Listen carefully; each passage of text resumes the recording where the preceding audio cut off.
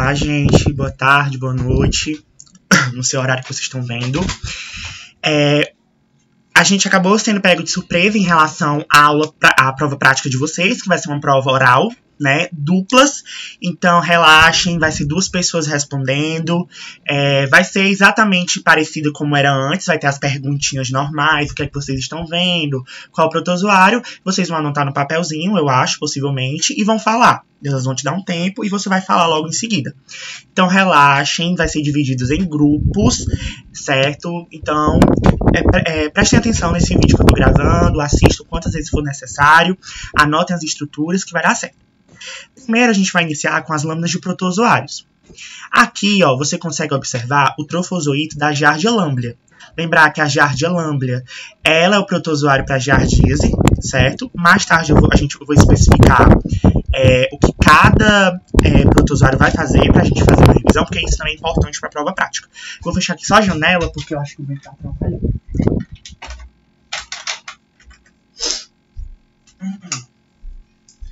Pronto. O trofozoito da Giardia lamblia, ele vai estar no intestino do ser humano, por exemplo, certo? Então ele tem essa forminha, ele parece um fantasminha, certo?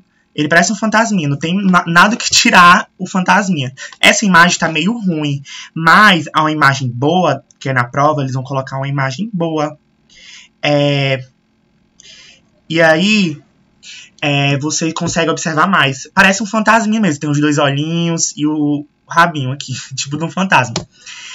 Esse aqui é o cisto da Giardia lamblia. Lembrar que a contaminação da giardíase é pela ingestão do cisto da Giardia lamblia. Lembrar que na prática vocês coloquem Giardia lamblia, certo? Mas também tem a Giardia duodenalis. Vocês podem colocar qualquer um dos dois, Giardia lamblia ou Giardia duodenalis. Então, a parasitose que a gente fala em questão é a giardíase. A contaminação ela se dá pela ingestão de cistos da Giardia lamblia. E a transmissão é através desses cistos, certo? Lembrar que os trofozoitos, eles são encontrados tanto na giardia quanto na amebíase, mas sempre lembrem que essas 2 doenças, elas se diferenciam muito.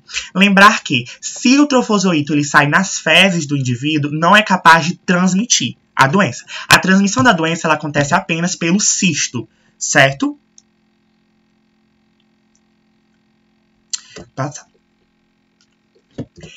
Já aqui, a gente consegue observar agora da leishmaniose.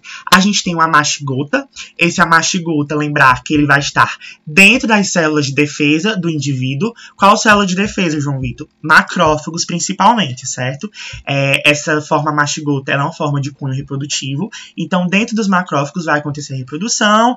E assim, quando o mosquito, né, o flebotomínio, vir e picar o ser humano contaminado, ele vai acabar sugando macrófagos na circulação sanguínea que vão estar contaminados com a mashigota. Aqui eu vou ter o promashigota. Lembrar que vocês não precisam falar promashigota metacíclico, basta falar promashigota da Leishmania brasiliensis, certo? Se promashigota, lembrar que é a forma infectante para o homem, promashigota metacíclico, mas não precisa especificar. Podem colocar só promashigota Leishmania brasiliensis. Lembrar que nem todas essas lâminas vão cair, tá, gente? Estudem todas, mas eu acho que vai ser 6 para 8 lâminas só. Não vão ser todas as lâminas que vão cair na prova. Então, a leishmaniose, a contaminação ela se dá pela picada do mosquito com promashigotas, através do vetor flebotomínio, e a forma infectante para o mosquito é a mashigota, e a forma infectante para o homem é o promashigota metacíclico. Aqui eu vou ter o cisto da entamoeba histolítica. Essa imagem está bem ruim. Mas o cisto, ele é tipo uma bolinha com várias coisinhas dentro. Ó, você consegue observar. Lembrar que a forma infectante da amebise é justamente essa ingestão do cisto da entamoeba histolítica.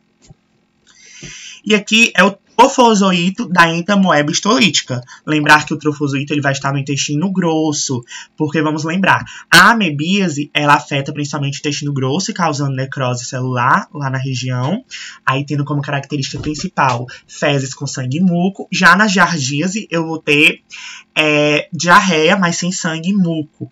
E os protozoários da giardíase vão afetar principalmente a absorção no intestino delgado. amebisem, ingestão de cisto de entamoeba histolítica, através de cistos eliminados por fezes, né? O cisto ele vai sofrer várias divisões e se transformar em trofozoito dentro do intestino da pessoa. Essa forma aqui é o cisto da Toxoplasma gondii.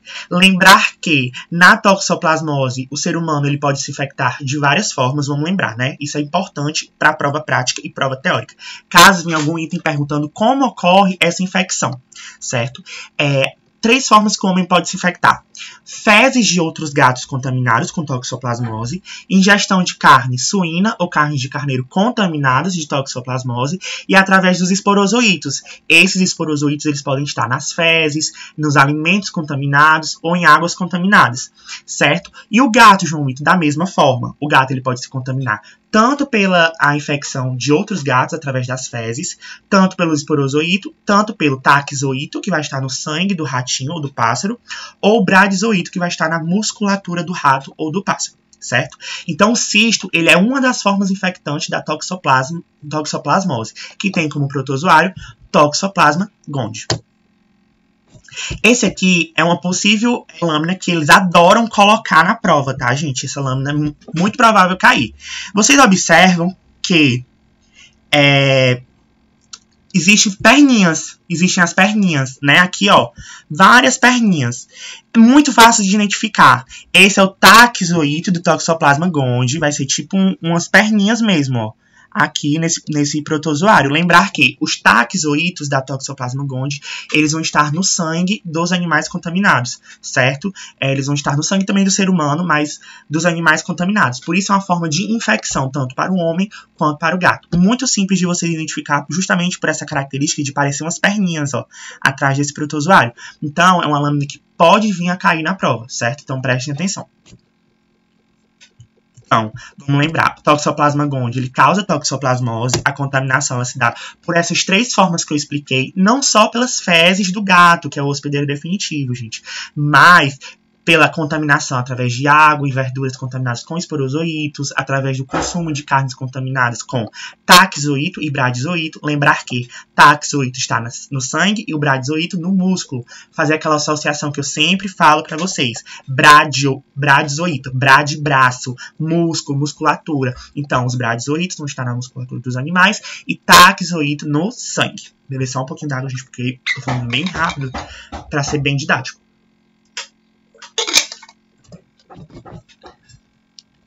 Aqui vocês vão ver várias células, e no meio, tipo uma espéciezinha de larvinha, vocês estão vendo? Esse aqui é o tripomastigota do Trypanosoma cruzi. João Vitor, é o tripomastigota sanguíneo ou o tripomastigota metacíclico?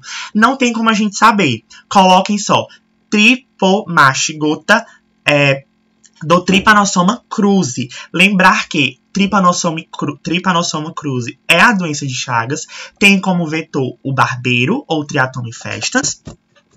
Lembrar que dentro do intestino do barbeiro não se chama tripomastigota e nem a mastigota, e sim epimastigota, certo? Então, ele aqui, ó, é o epimastigota e ele vai estar dentro do intestino do mosquito. Se eu vim perguntar, por exemplo, item B, essa estrutura é localizada onde? Vocês não vão falar dentro do ser humano, pelo amor de Deus. Não mato vocês. Vocês têm que falar intestino, dentro do intestino do barbeiro ou do Triatoma infesta.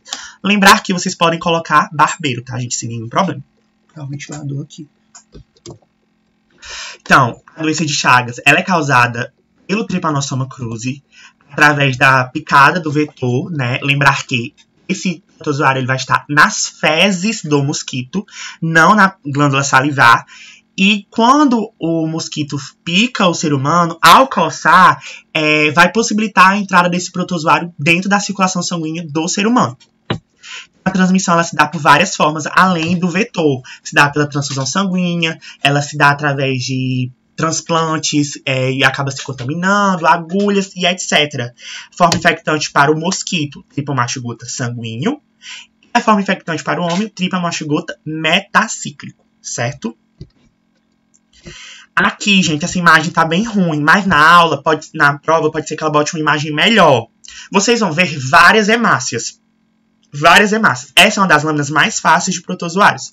Vocês vão ver várias hemácias e um tracinho no meio dessas hemácias, tipo uma larvinha.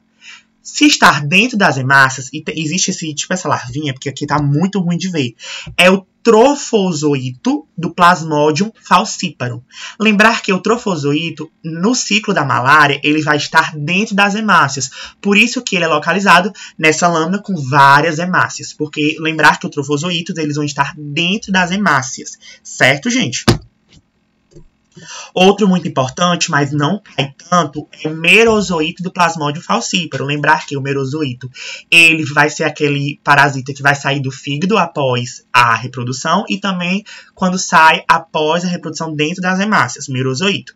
Não é tão comum cair porque é bem difícil de identificar, mas estudem também o merozoito do Plasmodium falciparum. Vamos lá.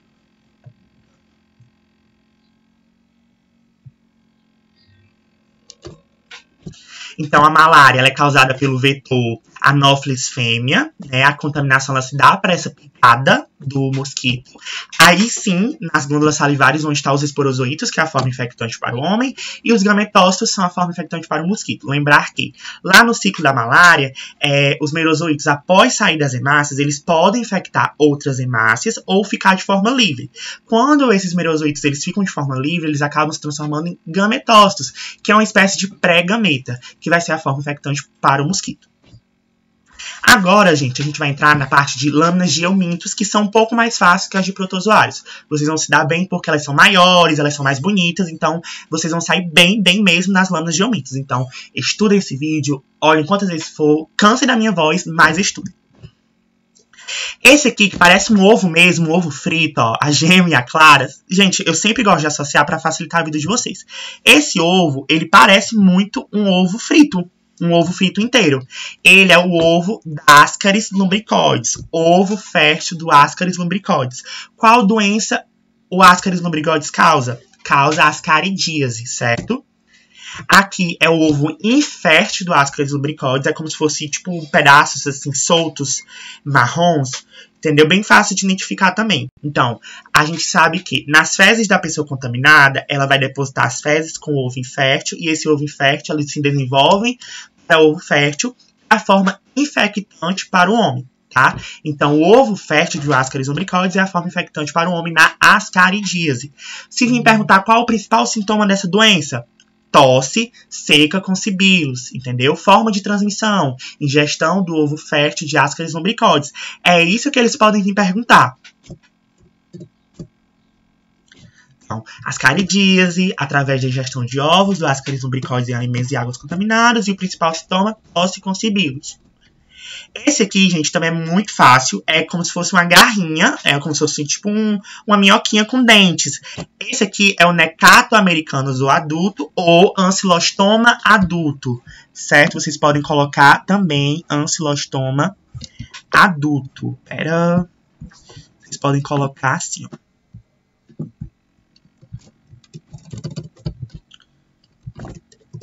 Ancylostoma adulto ou Necato americano adulto, certo, gente? Podem colocar ambos. Esse aqui é o ovo do Ancylostoma duodenale. João Vitor, como é que eu vou diferenciar o ovo do Ancylostoma duodenale lá pro do Ascaris? Vocês percebem que tem tipo uma pelezinha ao redor, como se fosse uma membrana ao redor. Você tem uma membrana e o ovo dentro, ó. Então, é bem fácil de identificar. Lembrar que o Ancylostoma duodenale, ele vai do ovo, ele se desenvolve uma larva rabiditoide e depois uma larva filarioide, certo? A forma infectante é a larva filarioide, certo? Não esqueçam disso. Aqui, gente, é a larva rabiditoide do Ancylostoma duodenale. Lembrar que a larva rabiditoide, ela não é capaz de infectar o ser humano, pois ela não tem a colagenase, certo? Ela não tem a enzima colagenase. Então, a larva filarioide, ela é a larva de contaminação do ser humano no Ancylostoma duodenale.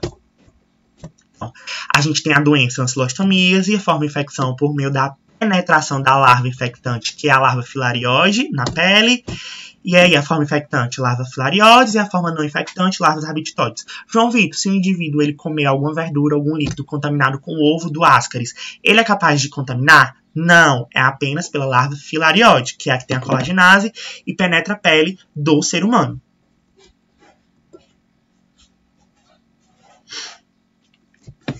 Esse aqui é o ovo da Taenia solium, certo? Lembrar que a ingestão do ovo da Taenia, a gente tem qual doença? A gente tem a cisticercose, certo?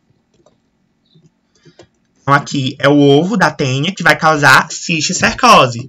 Forma de infecção e ingestão de ovos da Taenia solium. Lembrar que a ingestão de ovos da Taenia, a gente vai ter cisticercose, e a ingestão de cisticercos, a gente vai ter narteníase. Então, o hospedeiro intermediário nessa doença é o homem e o hospedeiro definitivo não existe, certo? Esse aqui, gente, o que é que pode acontecer? Pode ser que na lâmina não venha ele inteirinho, assim, certo? Como é que ele vai vir, João Vitor? Ele vai vir com um pedacinho, assim, mesmo de cima, mostrando um do lado do outro, como se fosse um casal. Então, vocês já vão saber que é o casal adulto do S. mansoni. Pode ser que na lâmina não venha inteirinho assim, gente, ó. Pode ser que ela corte aqui e fique mostrando um casalzinho aqui. Então, vocês já vão saber que é o casal adulto do S. mansoni, né? Lembrar que eu vou ter o homem e a mulher, o macho e a fêmea, eles não são hermafroditas. E esses casais vão se reproduzir e vão nas fezes os ovos do S. mansoni. Lembrar que essa lâmina é muito fácil de cair em prova. Então, ó, observação dela. Certo? Cai muito em prova. Essa lâmina também é muito fácil de cair na prova, tá, gente? Parece um espermatozoide. É a cercária, a forma infectante. Outra pergunta que pode vir fazer nessa mesma questão. Qual forma evolutiva anterior? Qual a forma evolutiva anterior das cercárias? Eu tenho os miracídios e também eu tenho o ovo do S. mansoni. A resposta pode ser ambos. Se ele perguntar a forma evolutiva anterior da cercária, pode ser a miracídia, que infecta os caramujos Bienfalaria, ou o ovo do S. mansoni. Essa é certeza aí. Eu vou ter o ovo do S. mansoni. João Vitor, pelo amor de Deus, como eu identifico? Pelo esse espinho, ó. Realmente é um espinho aqui. Só que o nome não é espinho, gente, pelo amor de Deus. Qual é o nome, João Vitor? O nome dessa estrutura é espícula lateral. Não esqueçam, pode ser perguntando a estrutura apontada, certo? Se a lâmina estiver apontada mesmo para a espícula e vir perguntar o nome da estrutura apontada, é espícula lateral. Se perguntar qual a forma vista na lâmina, aí é ovo do S. mansoni. Mas se perguntar qual o nome da estrutura apontada, é espícula lateral. É a característica do ovo, né? A doença é a esquistossomose, através das cercárias, que elas vão penetrar na pele do ser humano e vão entrar na circulação sanguínea em direção às veias porta-hepáticas. A transmissão ela se dá justamente por essa evolução do ovo do S. mansoni em larva miracídia e larva cercária, e após a penetração, forma infectante para o ovo cercárias, forma infectante para o caramujo, miracídios. Gente, foi essa a nossa revisão. Espero que eu tenha ajudado de alguma forma. Qualquer dúvida, podem falar comigo ou com a Brena, que a gente está à disposição. Um beijo, beijo, beijo e boa sorte!